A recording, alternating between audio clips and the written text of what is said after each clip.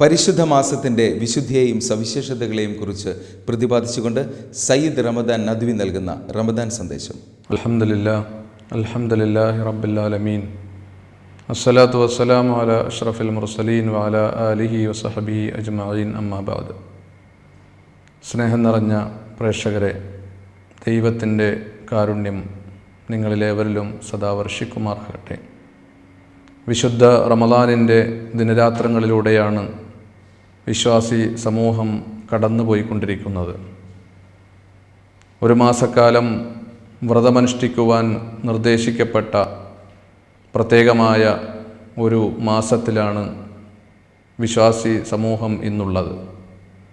ഈ മാസം എന്തുകൊണ്ട് വ്രതമനുഷ്ഠിക്കുവാൻ ദൈവം തമ്പുരാൻ നിർദ്ദേശിച്ചു എന്ന ചോദ്യത്തിന് വിശുദ്ധ വേദഗ്രന്ഥം നൽകുന്ന മറുപടി, ഈ മാസമാണ് മാനവ മാർഗദർശനത്തിന് വേണ്ടി വിശുദ്ധ വേദഗ്രന്ഥമാകുന്ന ഖുർആൻ അവതീർണമായിട്ടുള്ളത്. ഖുർആൻ അവതീർണമായ മാസത്തോട് നന്ദി പ്രകടിപ്പിച്ചുകൊണ്ട് ആ നന്ദി പ്രകടനമായിട്ടാണ് ഓരോ വിശ്വാസിയും പകൽ സമയങ്ങളിൽ അന്നപാനീയങ്ങൾ ഉപേക്ഷിച്ചുകൊണ്ടും വിചാരങ്ങളെ നിയന്ത്രിച്ചുകൊണ്ടും അവൻ്റെ ജീവിതത്തെ ദൈവാനുസൃതമാക്കി തീർക്കുവാൻ ശ്രമിക്കുന്നത്. ഈ മാസത്തിൻ്റെ ഏറ്റവും വലിയ പ്രത്യേകത എന്ന് പറയുന്നത് ദൈവത്തിൻ്റെ മാർഗദർശനം വന്നു കിട്ടിയ വിശുദ്ധ ഖുർആനിൻ്റെ ഒരാഘോഷമായിട്ടാണ്. വിശുദ്ധ ഖുർആൻ എന്ന് പറയുന്നത് ഏതെങ്കിലും ഒരു മതസമൂഹത്തിൻ്റെ പ്രത്യേകമായ ഒരു ഗ്രന്ഥമായിട്ടല്ല ഖുർആൻ പരിചയപ്പെടുത്തുന്നത്. അത് മനുഷ്യ സമൂഹത്തിൻ്റെ മാർഗദർശനമായിട്ടാണ്.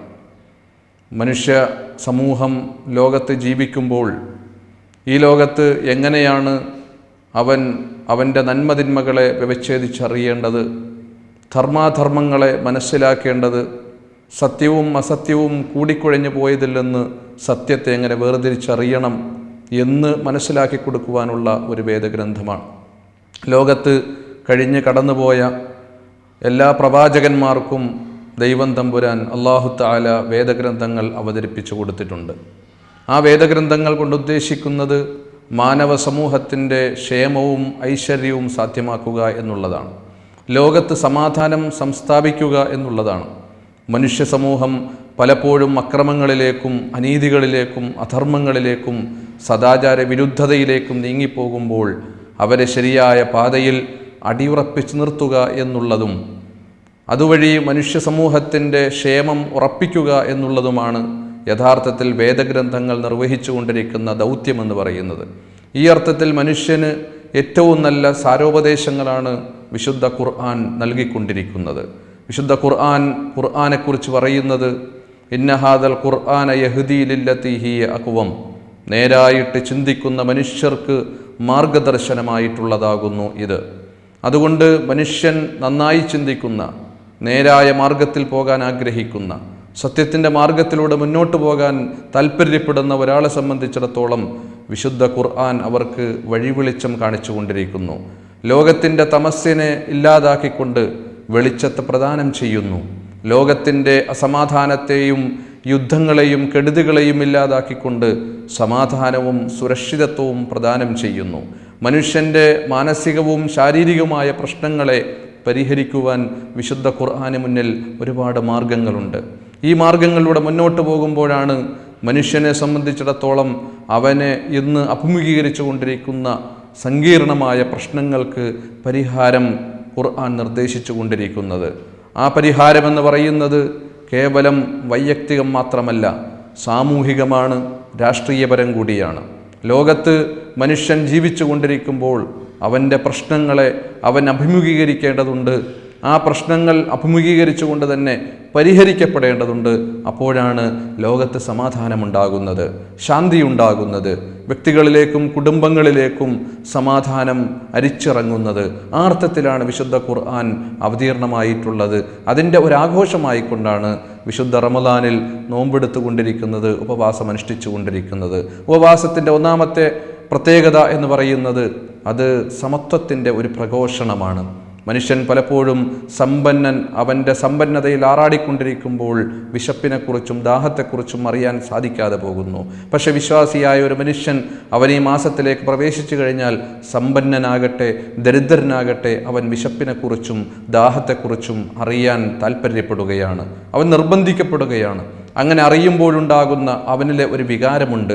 ആ വികാരമെന്ന് പറയുന്നത് ലോകത്ത് പ്രയാസങ്ങൾ അനുഭവിച്ചു കൊണ്ടിരിക്കുന്ന മനുഷ്യരോട് തനിക്ക് ബാധ്യതയുണ്ട് എന്ന തിരിച്ചറിവാണ് ആ ബോധമെന്ന് പറയുന്നത്.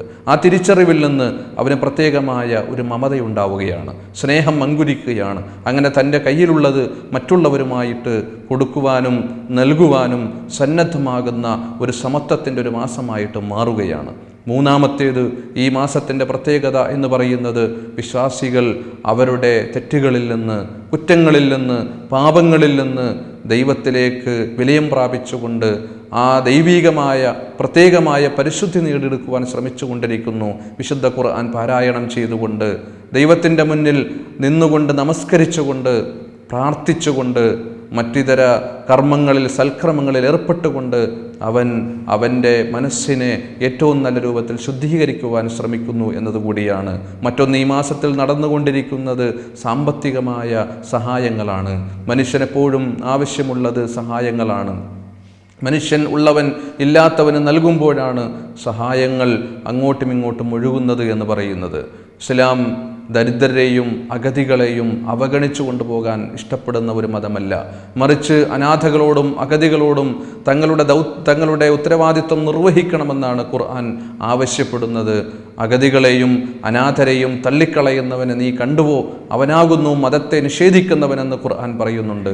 അതുകൊണ്ട് ഈ മാസത്തിൽ വിശ്വാസികളായ സമൂഹം തങ്ങളുടെ കയ്യിലുള്ള സമ്പത്തിൽ നിന്ന് സക്കാത്തായിട്ടും അതുപോലെ സദക്കയായിട്ടും ദാനധർമ്മമായിട്ടും ചെലവഴിച്ചുകൊണ്ട് മുന്നോട്ട് പോകാൻ ആഗ്രഹിക്കുകയാണ്.